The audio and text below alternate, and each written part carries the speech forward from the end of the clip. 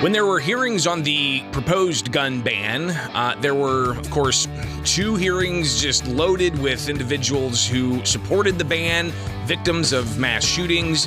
One of those two had some opponents, just regular citizens getting up and speaking. But then the third hearing came around, and that was at the Illinois State House, where they actually, no, I think that was the fourth hearing.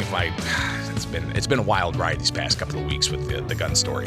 But at the hearing at the State House, right before they brought it up and passed the first version in the House, Kourtney Redmond, he's the Illinois director of the National African American Gun Association, he spoke out against it. We heard some of those comments while I connected with him yesterday to talk with him about how this is going to be enforced in urban areas by certain counties, while other counties aren't going to enforce it. Redmond opposes this, and he talks about that when I asked him for his reaction to the measure being enacted this week. Well, I feel it mostly impacted the African-American community. Not to say that all of the state of Illinois, that when this bill was signed, it was a sad day in Illinois that our rights were trampled on. And I think that's throughout all of Illinois. And I think we all felt that equally. But if you really think about it, and I think Ed Sullivan said it best, there are about 70 counties that said we're not going to enforce this law. So it's going to leave up to maybe St. Clair County, where you have a black population, and then you have Cook County. They're going to enforce them laws, and so that's going to happen in our neighborhoods. It's going to happen in black and brown neighborhoods. They're not. Highland Park had little to no issue with crime until that monster went and killed the people at the parade. So they had little to no crime. We've had countless shootings in the city of Chicago. We've had so many people that have died in the city of Chicago because of violence. And I don't call it gun violence because violence is only violence. And I try to entail that to a person, not the actual object that they use. But there's violence throughout the whole city of Chicago and Cook County. There wasn't any bills written up that were written up for to help with these type of situations. Right? No one talks about the fact that these kids are on opioids and they're using it to cope. They're not talking about the depression that happens because of the PTSD in these neighborhoods. These kids have no coping skills, and we have no social outlet to help some of these kids. Besides, hey, we're gonna put on a festival for you to make you feel good. They haven't really addressed the issue. They're just talking about the reason why. They're just talking about they have guns and they use them against each other. They're not really ready to sit down and focus on the real issues about depression and mental health in our community. So this is a feel-good bill to say that they want gun control because they think that that's going to curb the violence. This will not curb the violence. This only takes away from the law-abiding citizen. Until they really want to sit down and have a real discussion about how to fix Chicago's crime, we're going to still continue to have the crime that we have. I know that last year we had 700 shot and killed, close to 700 shot and killed, and I'm pretty sure it was over 700 homicides. So that's two different statistics. The year before we had over 800 homicides and 796, if I'm exact, shot and killed. Those are staggering numbers, and they're not going to address the real root of the problem. Hearing some of the conversation I had with Kourtney Redmond, he is the Illinois director of the National African American Gun Association, speaking out against the gun ban. And I asked him as well to kind of elaborate a bit more on how this is going to impact certain urban populations who may be already impacted in socioeconomic situations. If the, say, Cook County Sheriff's going to enforce this gun ban and registry, who really is that going to impact the most? Well, look, I'm glad you said socioeconomic problems.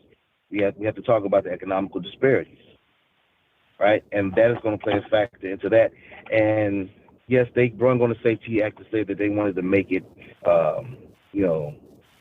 fair all across the board, that someone can get out of jail.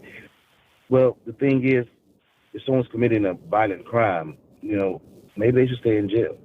But this is going to be another thing that's going to lead to mass incarceration.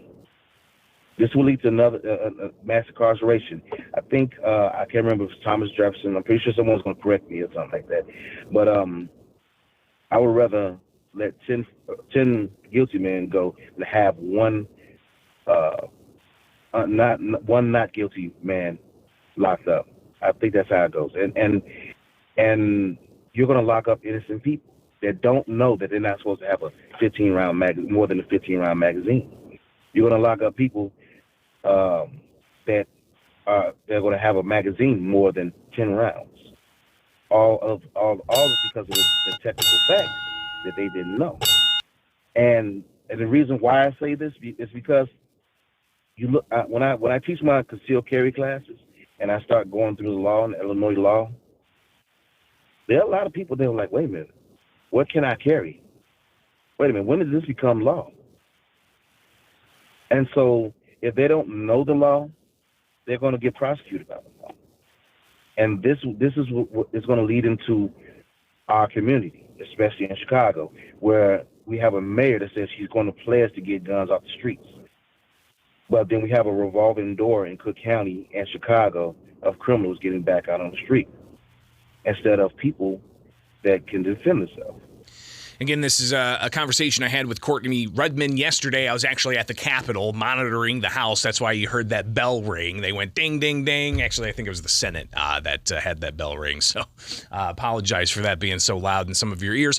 But I asked Redmond as well, as the Illinois State Director of the National African American Gun Association, just a brief history of the minority populations in this country and their rights to keep and bear arms as is spelled out for all people in the U.S. Constitution with the Bill of Rights and the Second Amendment.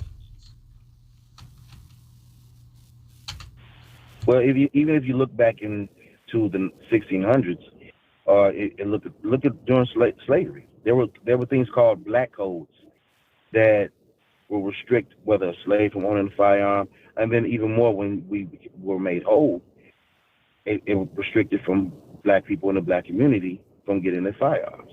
There has always been some type of barrier to keep the black community from getting their firearms.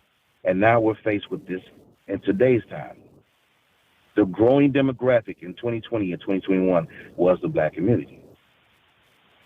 All right, throughout all of this time, 2020 and 2021, we led. And what led that? Black women. Black women expeditiously bought firearms at a not alarming rate, but at a rapid rate.